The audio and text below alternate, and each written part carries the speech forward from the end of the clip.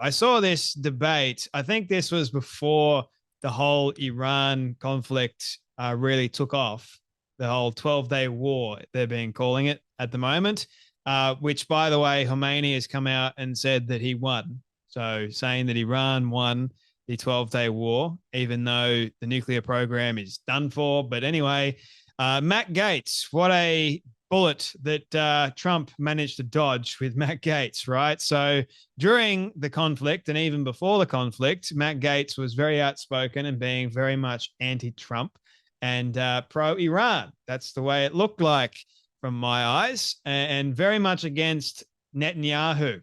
And well, we all know that the favorite person somehow, Dave Smith, seems to have created his entire career on talking about the Gaza situation as well as the, Iran conflict. So everyone goes to Dave Smith, the foremost expert, apparently. And it's amazing to me. Piers Morgan does it all the time. He'll have an actual expert on in something that will be pro-Israel, and then he'll get on Dave Smith, the dingbat, emotional dude that has a very, very low IQ. And when you pit a very interesting IQ topic to his face, goes straight over his head, man. It really goes straight over his head. He can't even get it. He'll just go straight for the most flat thing ever of the argument, or the most pointed thing in the argument, I should say. And that is when Elika was talking about how both it's a horrible situation that we've got in Gaza, but one is actually worse than the other. Dave was like, yeah, but you said that both are bad. Yeah, both are bad, but one's worse than the other, I'll have you know. So there's that kind of logic that falls flat on its face with Dave Smith.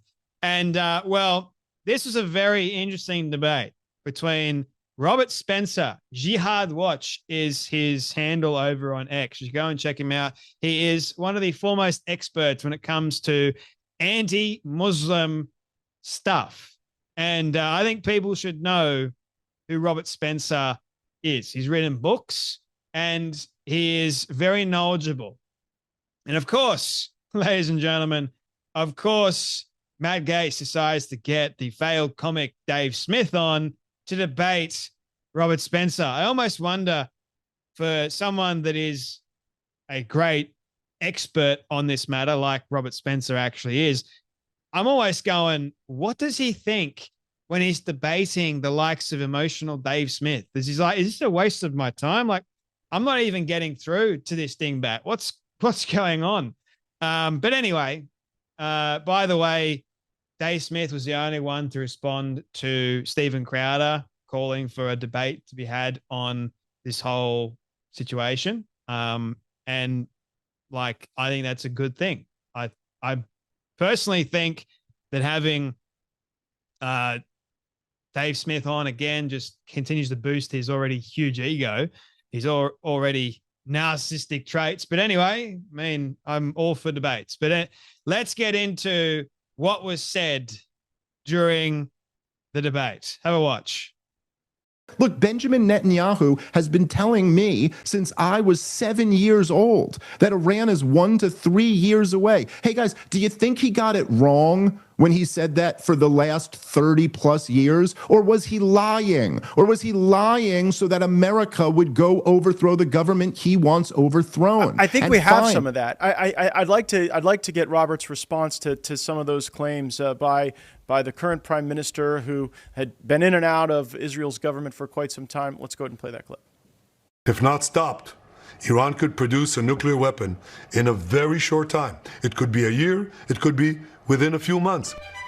They have the wherewithal, the stored up, preserved knowledge to make a bomb very quickly if they wanted to do it. Iran is so dangerous. Weeks away from having the fissile material for an entire arsenal of nuclear bombs. They're very close. They're 6 months away from being about 90% of having the enriched uranium for an atom bomb. Iran is gearing up to produce 25 bombs, atomic bombs a year, 250 bombs in a decade. Ladies and gentlemen, time is running out. Iran will be capable of producing alone, without importing anything, nuclear bombs within 3 to 5 years. So the question to you, Robert, does the Prime Minister have any credibility? Yeah, absolutely. Because the fact is that it's not just either he's right and obviously he was wrong, or he's lying. There's a third choice. And the third choice revolves around the fact that there have been numerous strange, mysterious accidents that befell Iranian nuclear scientists, computer foul-ups in Iranian nuclear facilities. A lot of this has been blamed on Mossad. Mossad, of course, has not taken any explicit credit for it, but it is altogether possible that the Iranian nuclear adventure has been stymied at several points by the Israelis, and that is why the Why not just keep doing that? Instead of a regime change war, why don't we just keep doing those things? Those sound great. That would be great. If that it can be handled that way, then I'm all for it. I don't understand. Straw men, because I'm not talking about straw men. Some Dude, sort this of. is.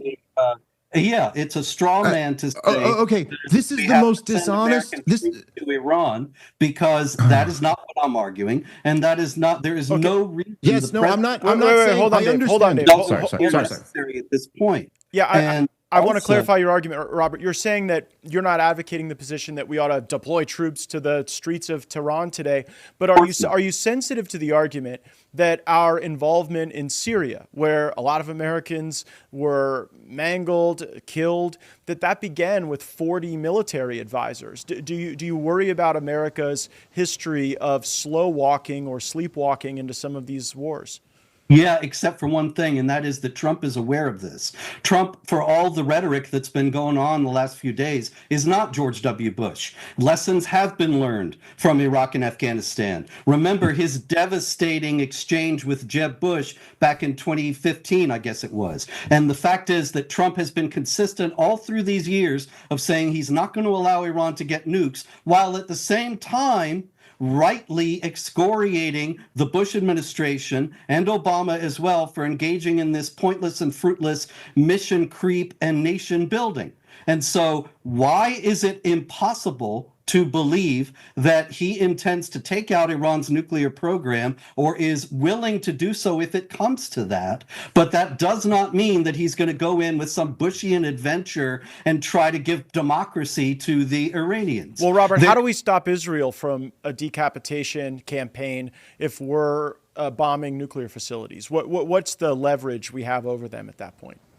Well, okay, if Israel undertakes a decapitation campaign, you've also got to reckon with the possibility that the Iranian people might undertake a decapitation campaign. You know that it was several years ago now, as a matter of fact, a full soccer stadium, it's like 50, 70,000 people in Iran was chanting, "Long live Reza Shah," who was the father of the deposed Shah of Iran. He was the Shah in the 1930s. And that kind of open defiance of the Islamic regime and disgust with the Islamic regime also combined with the fact that, as I was trying to say before, that so many Iranians, where it's officially 90% Shiite Muslim and 95 to 99% Muslim in general, and actually only 40% of Iranians now identify as Muslims, is an indication of the deep disgust that the Iranian people themselves have for this regime. There was nothing like that in Iraq or Afghanistan. And both of those were wrong-headed and stupid from the beginning. This is a very different situation with a very different president. And the idea that he's just going to blunder into making all the same mistakes that George W. Bush, who he knows was a fool and has said was a fool, made, there's just no reason to assume that. First and foremost, it wasn't a regime change war. Trump made it perfectly clear, and that's the whole thing. Like Matt Gaetz pointing out, I think it is, why can't we just keep doing that? Like, why can't we keep doing what the Israelis were supposedly doing, like Mossad, taking out scientists and all these foul ups with the Iranian nuclear program? But Trump and Netanyahu have been quite adamant for quite some time, for a number of years, that Iran cannot have a nuclear weapon. Now, Netanyahu has been saying for the longest time, since 1995, I believe it is the first video that was shown, that Iran has the capabilities of producing a nuclear weapon. We can't let them produce a nuclear weapon. And possibly there's been issues that have stopped them and prevented them from actually getting all of the nuclear capabilities to produce a nuclear bomb. Now, that all being said, Dave Smith was all about, but I've been told for the longest time, 30 years apparently, ever since I was 7 years old. Dave, I think it's more 29 years, but anyway, had to do it. Anyway, that is beside the point. It's quite interesting to me. Why do you care whether or not he's been saying for the last 29 or however many years that Iran is so close to having a nuclear bomb? Like nothing happened. Nothing got done. And you're like, but he's been trying all this time to bring America into this regime change war. No, because if that was the case, why didn't Clinton? Why didn't, Obama? Why didn't Trump the first time? Why didn't he just go all in? If they really wanted to, they could have, couldn't they? I mean, the best option would have been to do it under Biden, because Biden was a dingbat. He wasn't controlling nothing. I mean, he had an auto pen, for goodness sake, that he was signing off things. He didn't know what was happening. He didn't know who was Arthur or Martha, what day it was. So the whole framework of Dave Smith's emotional logic, but I've been told, it's like misdirection. Let's look over here, ladies and gentlemen. I've been told this for a long time, but this is actually happening. It's a long way from Dave Smith's brain, his so-called logic, to the actual truth and reality of it. And Robert Spencer pointed out the fact, like loads of these experts do. They point straight to the truth, and yet it still goes over Dave Smith's head. Oh, but what? Netanyahu's been doing this for such a long time. And what's happened as a result? Not much. Iran hasn't got a nuclear weapon. And everyone was freaking out, going, we're going to bring the US into regime change war. This is utterly ridiculous. Running cover for the Iranian Islamic regime, I'll have you know.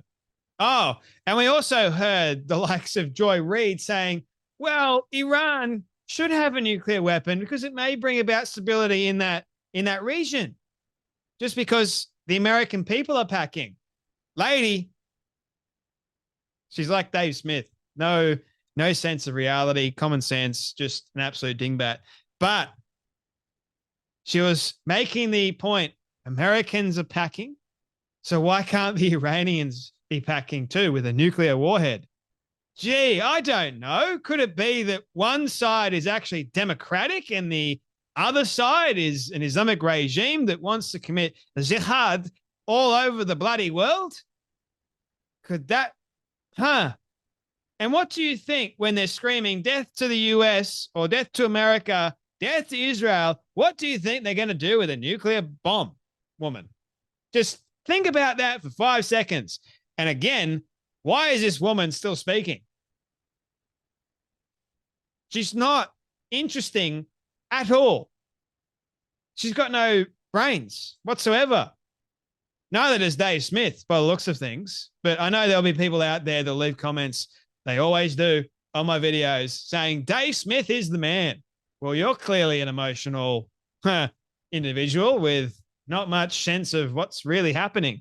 Oh, but I'm the one in the wrong, people.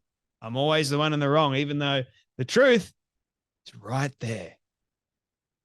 It's like the same people that believe the mainstream media that said that the Buster bombs didn't actually blow up or didn't do the job they're supposed to. But when you read the full article and you listen to what is actually said, the intelligence, that wasn't true at all. It's just the mainstream media being fake news. And there's lots of people like Dave Smith that believe it.